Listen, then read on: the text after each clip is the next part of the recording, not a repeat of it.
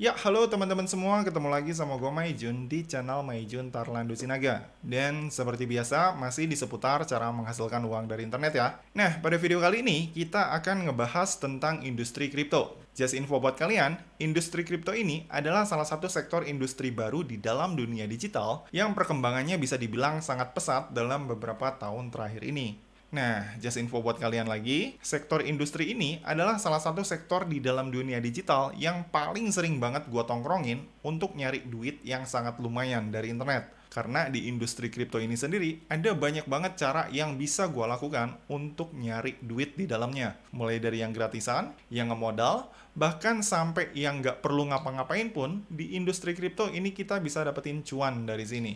Nah, maka dari itu, dari sekian banyak cara, di sini gue udah rangkum 7 cara efektif yang paling sering gue pakai buat nyari duit dari industri kripto, yang nantinya mungkin bisa berguna juga buat kalian dan bisa kalian manfaatin untuk nyari duit juga dari industri ini. Nah, di sini kita akan mulai bahas dari urutan yang pertama dulu.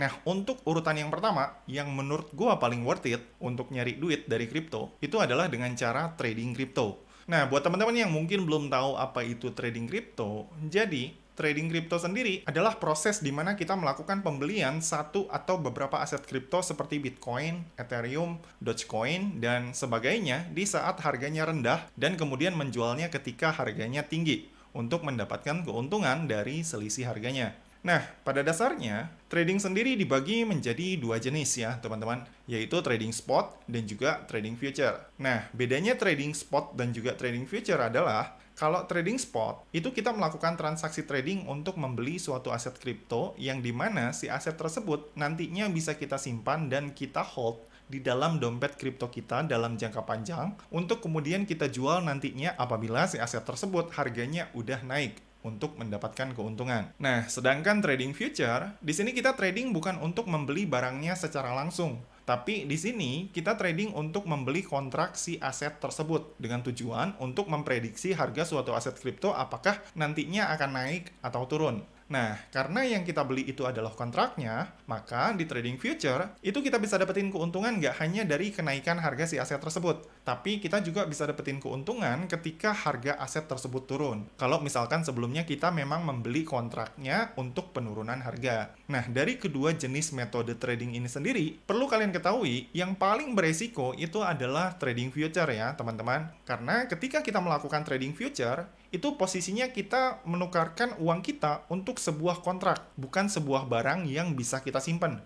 Yang dimana tentu aja kontrak ini bisa sangat merugikan kita dan menyebabkan uang kita hilang gitu aja kalau misalkan ternyata prediksi kita tentang suatu aset kripto di dalam market kripto itu meleset dari perkiraan kita yang udah kita cantumkan di dalam kontrak tersebut. Gitu ya. Nah, dan just info buat kalian, di Indonesia sendiri, jenis trading kripto yang masih legal dan diperbolehkan itu adalah jenis trading spot. Untuk yang trading future sendiri, jujur ya, regulasinya masih belum jelas hingga saat video ini dibuat. Nah, tapi sebenarnya kalau misalkan ditanya ke gua pribadi, tipe trading mana sih yang paling sering banget gua pakai? Nah, sejauh ini sih gua memanfaatkan kedua jenis metode trading ini untuk bisa menghasilkan cuan dari kripto. Walaupun dalam keseharian gua, porsi gua dalam melakukan trading itu lebih banyak di spot daripada di future.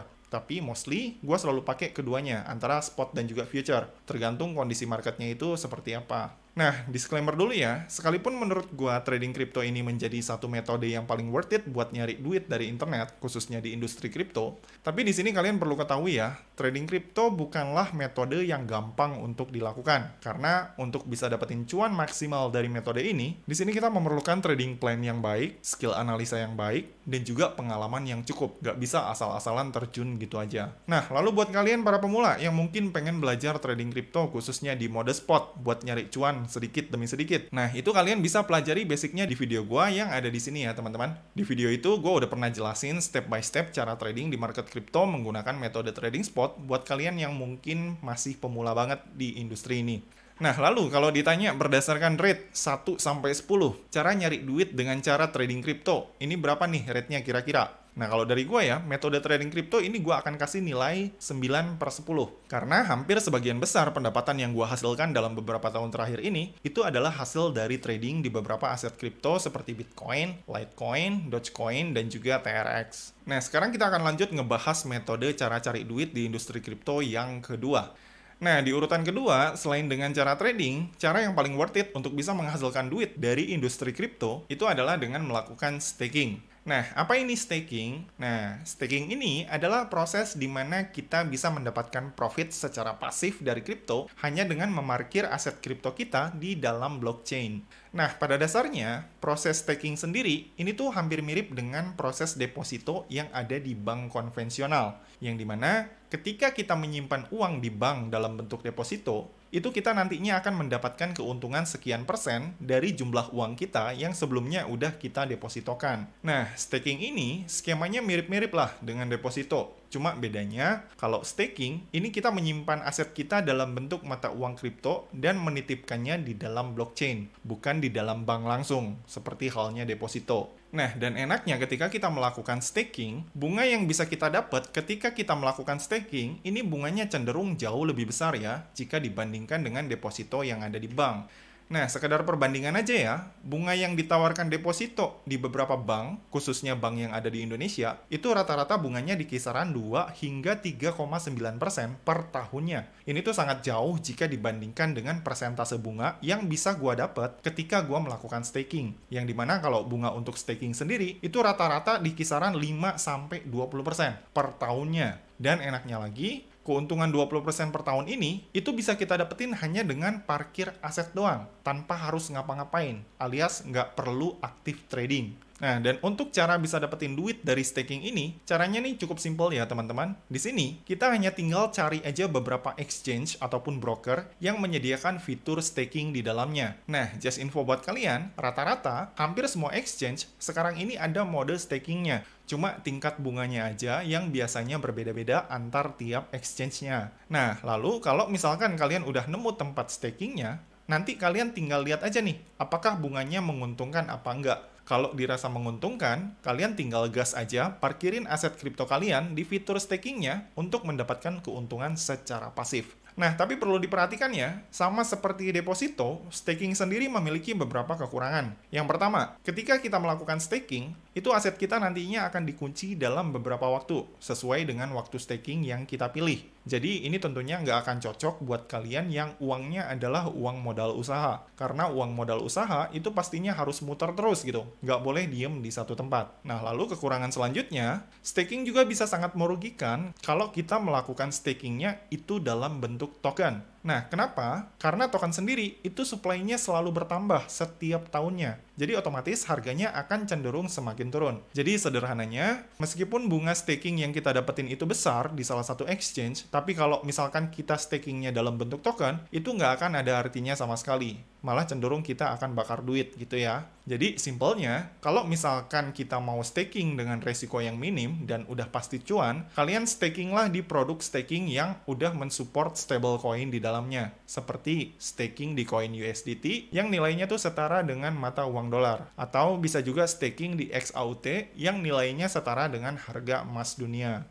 Nah, lalu selanjutnya, perlu kalian ketahui, besar kecilnya pendapatan yang bisa kita dapat dari staking, itu juga sangat tergantung dari seberapa besar modal yang kita pergunakan, dan seberapa tinggi persentase bunga yang kita dapetin. Jadi intinya, metode staking ini sendiri akan sangat cocok dipergunakan buat kalian yang memiliki uang nganggur lebih, gitu ya, yang nggak tahu uangnya mau dikemanain, gitu ya. Daripada diem, mending kalian taruh di mode staking aja, supaya si uang kalian tersebut itu terus bertumbuh. Nah, dan kalau disuruh kasih nilai, untuk metode cara nyari duit dengan cara staking sendiri, ini gue akan kasih nilai 8/10. Karena staking sendiri memang terbukti ampuh bisa menghasilkan passive income buat gua pribadi ya. Just info buat kalian, sebagian besar profit gua yang sebelumnya gua dapetin dari trading crypto, itu sebagian besar semuanya gua alihkan ke mode staking. Dan alhamdulillah ya, si profit gua itu sedikit demi sedikit terus bertumbuh setiap bulannya dari staking ini tanpa gua harus ngapa-ngapain. Jadi simpelnya, dengan staking ini gua bisa dapetin passive income dengan cara yang lebih nyantai banget.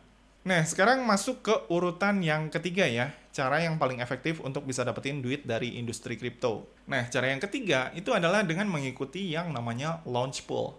Nah, apa sih ini launch pool? Nah, launch pool sendiri adalah suatu konsep yang metode ataupun cara kerjanya sangat mirip dengan staking yang tadi kita bahas di nomor 2. Yang dimana di dalam launch pool, nantinya kita bisa mendapatkan profit hanya dengan mengunci aset kripto kita di dalam launch pool tersebut. Nah, bedanya antara launch pool dengan staking yang paling mendasar adalah di reward-nya. Kalau staking, itu kita dapat bunga ataupun reward-nya dalam bentuk koin yang sama dengan yang kita staking. Misalnya, kalau kita staking USDT, maka bunga ataupun reward yang nantinya akan kita dapat itu akan dibayarkan ke kita dalam bentuk USDT juga. Tapi kalau di Launchpool, misalnya kita melakukan staking koin USDT, itu kita akan dapetin reward-nya bukan dalam bentuk USDT lagi, tapi dalam bentuk koin lain. Biasanya koin lain tersebut adalah suatu koin ataupun token baru yang akan rilis di Launchpool tersebut. Gitu ya, teman-teman. Nah, dari segi resiko, Launchpool sendiri sama seperti staking. Bisa dibilang sangat minim resiko. Dengan catatan, kalau misalkan kita ikutin Launchpool-nya pakai stablecoin seperti USDT. Karena kalau misalkan kita ikutan Launchpool-nya pakai koin yang bukan stablecoin,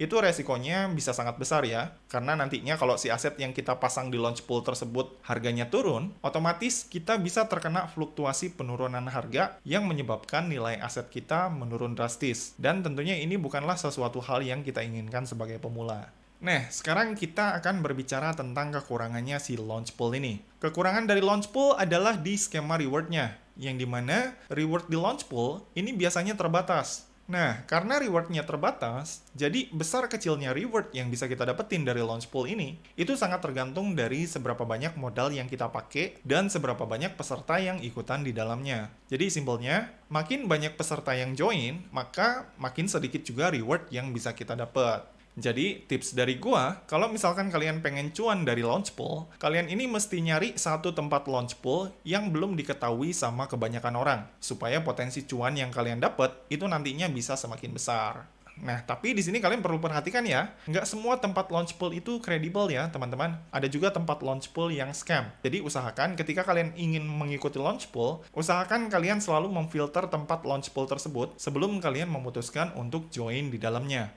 Nah, just info buat kalian, beberapa tempat Launchpool yang sering gua pakai dan memiliki reputasi yang cukup baik di internet, itu adalah Launchpool dari Bitget, Binance, Bybit, OKX, dan juga KuCoin. Nah, lalu untuk nilainya sendiri, Launchpool ini gua akan kasih nilai 8/10 ya teman-teman, sama dengan staking. Cukup worth it untuk dilakukan buat nyari cuan tanpa harus ngapa-ngapain dengan resiko yang minim. Dengan catatan, kalau kita ikutan Launchpool-nya menggunakan stablecoin dan ngegarapnya di tempat yang kredibel ya. Nah, lalu sekarang kita akan masuk ke urutan yang keempat. Di urutan keempat, cara yang cukup efektif untuk bisa dapetin duit dari kripto itu adalah dengan ngegarap yang namanya airdrop. Nah, airdrop ini apa? Airdrop ini adalah sebuah reward gratis di dalam dunia kripto yang bisa kita dapetin ketika kita mengerjakan beberapa misi ataupun tugas dari suatu project kripto yang biasanya baru rilis. Nah, reward gratis ini biasanya akan didistribusikan ke kita para penggarapnya dalam bentuk token ataupun koin kripto yang nantinya bisa kita uangkan menjadi uang real apabila si token airdrop tersebut udah rilis di dalam bursa kripto. Nah, enaknya ngegarap airdrop adalah di sini tuh kita bisa ngedapetin koin ataupun aset kripto secara gratis dengan nominal yang cukup lumayan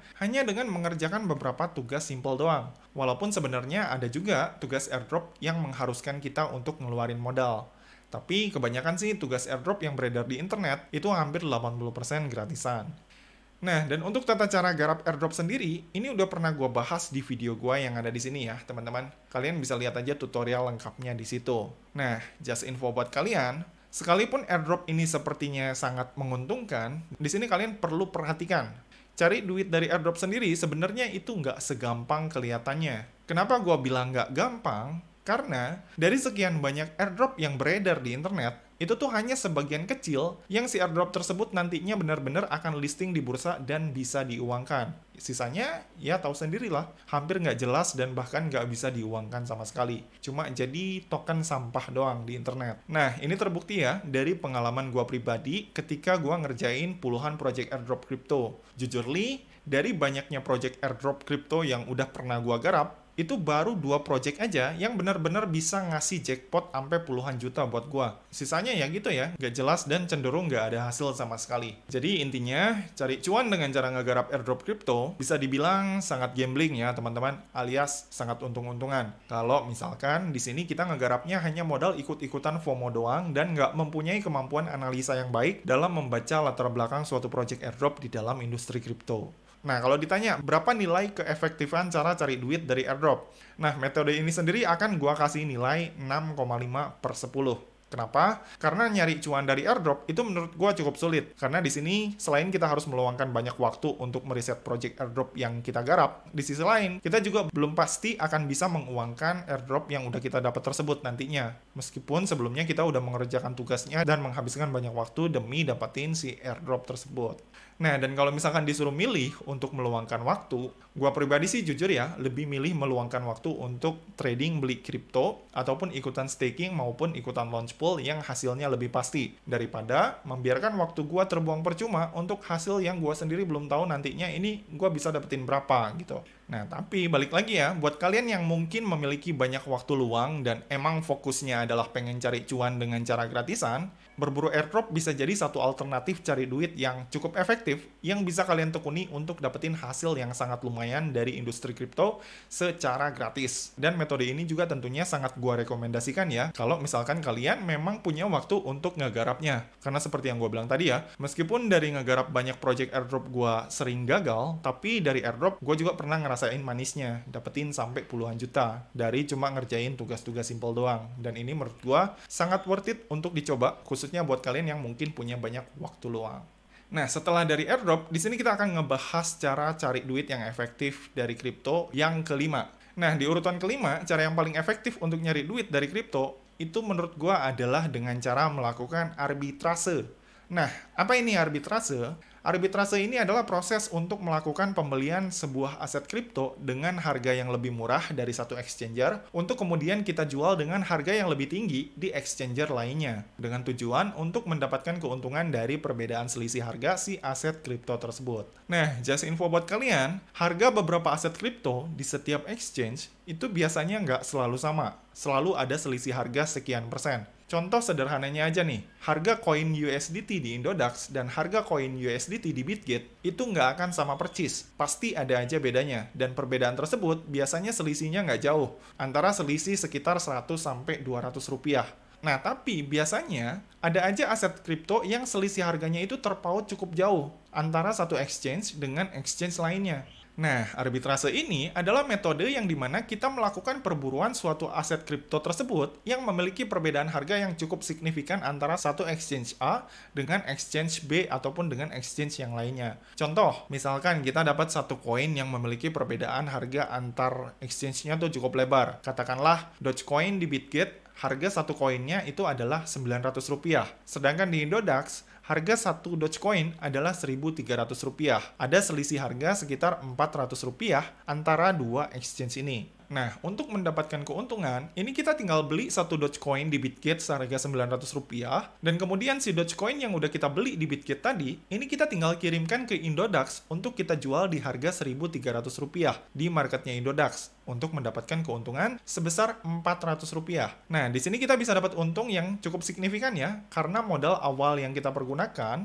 untuk membeli si Dogecoin tersebut, itu modalnya hanyalah 900 rupiah di marketnya Bitget tadi. Gitu ya teman-teman. Jadi simpelnya, inilah yang disebut dengan arbitrase. Sebuah metode untuk berburu suatu koin yang memiliki selisih harga besar antara setiap exchange-nya. Nah, meskipun kelihatannya sangat simpel, perlu kalian ketahui, metode arbitrase ini juga terbilang cukup sulit menurut gua. Karena jujur li ya, nggak gampang bisa nyari suatu aset kripto yang memiliki selisih harga yang cukup lebar antar tiap exchange-nya. Makanya di sini untuk cara cari duit di market kripto menggunakan metode arbitrase ini gua akan kasih nilai 6/10. Karena sama seperti metode airdrop ya, di sini gue nggak mempunyai banyak waktu luang untuk melakukan risetnya. Nah, tapi kalau misalkan ditanya apakah metode arbitrase ini efektif, ya jelas ya, ini sangat efektif. Khususnya buat kalian yang memang punya banyak waktu luang untuk mencari dan berburu aset kripto yang memiliki selisih harga lebar di beberapa market. Tapi buat kalian yang mungkin si waktunya tuh nggak terlalu fleksibel seperti gua nih ya, metode ini agak cukup sulit untuk ditekuni. Karena untuk mencari sebuah koin yang memiliki selisih harga lebar, jujur li ya, itu nggak mudah untuk dilakukan.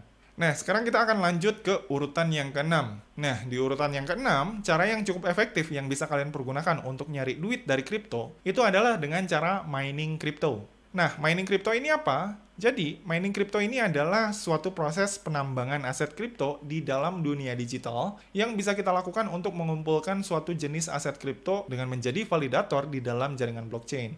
Nah, untuk menjadi validator di dalam jaringan blockchain, ini tentunya kita harus mempunyai dan memiliki beberapa perangkat komputer. Dan ini wajib ya kalau misalkan kita pengen dapetin hasil yang sangat lumayan. Nah, jadi simpelnya, proses menambang kripto itu sendiri, ini tuh sangat berbeda jauh dengan proses menambang emas ataupun menambang batu bara yang biasa kita lihat di dunia nyata. Jadi istilah penambangan ini sendiri itu hanyalah istilah yang dipergunakan sama warganet dalam menggambarkan pengumpulan kripto di dalam dunia digital. Nah, kalau misalkan dilihat dari segi cuannya, sebenarnya metode mining kripto ini sangat legit dan sangat efektif untuk kita pergunakan buat menghasilkan passive income yang sangat besar dari kripto tanpa harus ngapa-ngapain. Karena yang kita perlukan di sini itu hanyalah sebuah komputer dengan spesifikasi tinggi yang udah terinstall software mining di dalamnya, yang nantinya si software tersebut akan berjalan secara otomatis untuk menghasilkan kripto gratis buat kita setiap jamnya. Nah, tapi kekurangannya, untuk bisa mulai mining kripto dan mendapatkan hasil yang cukup lumayan, di sini kita minimal harus punya beberapa perangkat komputer dengan spesifikasi yang tinggi, yang dimana ini harganya tentu aja nggak murah ya, teman-teman. Lalu selain itu, nggak enaknya mining kripto, di sini ketika kita mining, kita memerlukan tenaga listrik yang sangat besar, dan kita sebagai pemilik komputer juga tentunya wajib melakukan maintenance perangkat komputer kita setiap bulan, agar kecepatannya bisa terus stabil dan bisa menghasilkan cuan buat kita. Gitu ya teman-teman. Nah, karena kekurangannya tersebut, metode mining kripto ini gua kasih nilai 5,5/10. Karena jujur, gua nggak begitu fokus di poin ini ya teman-teman, dikarenakan modal awalnya terlalu besar buat gua. Kalau dulu sih gua sempat nyoba mining ini, waktu pesaingnya belum sebanyak sekarang, dan itu cukup lumayan. Tapi kalau misalkan kita pengen nyoba mining di zaman sekarang, dengan pesaing yang sangat banyak, itu modal 1 atau 2 komputer itu nggak akan cukup. Minimal kita mesti punya 5 perangkat komputer dengan spesifikasi yang tinggi, kalau misalkan kita pengen dapetin hasil yang cukup lumayan. Gitu ya teman-teman. Jadi simpelnya buat kalian yang mungkin pengen dapetin hasil yang cukup lumayan dari kripto secara stabil tanpa harus ngapa-ngapain, di sini kalian wajib menyediakan perangkat komputer dengan spesifikasi tinggi untuk bisa menjadikan si mining ini sebagai bisnis utama kalian di sektor industri kripto. Nah, just info buat kalian, beberapa situs yang menyediakan software mining kredibel yang sering digunakan sama kebanyakan orang di dunia, itu adalah NiceHash dan juga Ethermine. Nah, sekarang kita akan lanjut ngebahas yang ketujuh. Di posisi ketujuh, metode yang cukup efektif yang bisa kita lakukan untuk nyari cuan dari kripto, itu adalah dengan menggunakan cloud mining. Nah, cloud mining ini pada dasarnya hampir mirip seperti proses mining yang tadi kita bahas di nomor 6. Cuma bedanya kalau cloud mining, ini kita melakukan proses miningnya nggak harus menggunakan perangkat komputer yang mahal-mahal. Cukup menggunakan handphone sekalipun, sebenarnya kita juga udah bisa melakukan mining untuk mengumpulkan kripto secara gratis pakai metode yang satu ini. Nah, just info buat kalian, beberapa platform cloud mining yang masih terbukti membayar sampai saat ini dan masih gue pergunakan, itu ada 4 ya. Yang pertama, itu ada Ecos Mining. Yang kedua, ada Rollercoin. Yang ketiga, CryptoTab. Dan yang terakhir, itu adalah Ember Fund. Nah, keempat platform ini sendiri udah pernah gue bahas di video gue sebelumnya. Jadi buat kalian yang mungkin mau lihat tutorialnya, ini kalian bisa cek di playlist video gue ya, teman-teman, yang khusus ngebahas tentang mining. Nah, enaknya nyari kripto dari cloud mining ini, di sini kita bisa melakukannya tuh secara gratis. Hanya modal HP aja. Dan enaknya lagi, cloud mining ini gak memerlukan daya listrik sama sekali. Bahkan beberapa platform cloud mining ada yang bisa berjalan secara otomatis untuk menghasilkan kripto setiap harinya tanpa perlu koneksi internet sekalipun. Nah, tapi perlu kalian perhatikan, karena proses nyari cuan dari cloud mining ini terbilang sangat gampang ya untuk dilakukan, jadi tentu aja reward yang bisa kita dapat ini terbilang nggak terlalu besar dan bahkan cenderung receh ya teman-teman. Makanya untuk metode cari duit dari kripto pakai cloud mining, ini nilainya gua kasih 5/10 karena cuannya nggak begitu gede. Nah, tapi kalau misalkan dilihat dari skema pembagian rewardnya sendiri, menurut gua pembagian reward di beberapa platform cloud mining yang masih berjalan sampai sekarang, ini cukup fair ya, mengingat untuk ngegarap cloud mining sendiri, di sini kita nggak perlu modal, nggak perlu listrik, nggak perlu kuota, dan bahkan kita bisa ngegarapnya secara otomatis tanpa harus kita pantau. Dan perlu kalian perhatikan juga ya, kekurangan lain dari cloud mining adalah, cloud mining ini banyak banget banget aplikasi ataupun platform tiruannya, sehingga potensi scamnya ini sangat besar gitu ya teman-teman. Jadi balik lagi buat kalian yang mungkin pengen ngegarap ataupun join suatu cloud mining, kalian harus benar-benar pastikan si cloud mining tersebut aman untuk kita garap. Nah, cara ngelihat suatu cloud mining aman apa enggak, itu caranya cukup simpel. Kita tinggal lihat aja apakah si cloud mining tersebut bisa digarap secara gratis apa enggak. Nah, kalau misalkan si cloud mining tersebut bisa digarapnya hanya menggunakan modal, besar kemungkinan si cloud mining tersebut itu scam ya teman-teman. Walaupun nggak semuanya, tapi kebanyakan situs cloud mining yang berbayar itu biasanya scam. Gitu ya teman-teman. Jadi kalau pengen ngegarap cloud mining yang aman, kalian usahakanlah cari cloud mining yang gratisan. Atau kalian bisa ngikutin beberapa rekomendasi 4 platform cloud mining yang tadi udah gue sebutin, yaitu Ekos, Rollercoin, CryptoTab, dan juga Ember Fund. Oke, jadi gitu aja ya teman-teman video gua kali ini tentang 7 cara ampuh yang sering gua pakai untuk menghasilkan cuan dari industri kripto versi Maijun Tarlando Sinaga. Nah, kira-kira kalau kalian sendiri cocoknya pakai metode yang mana nih? Atau kalau misalkan kalian punya metode lain, ini kalian bisa komen di bawah ya, kira-kira metode apa yang kalian pakai untuk nyari cuan dari kripto. Oke, sekian video gua kali ini. Kalau misalkan dari kalian ada yang pengen ditanyain, kalian bisa langsung komen aja di bawah ya. Dan seperti biasa, kalau misalkan kalian suka dengan video ini, jangan lupa klik like, subscribe, dan juga share ke teman-teman kalian ya. Semoga bermanfaat dan sampai ketemu di video selanjutnya. See you!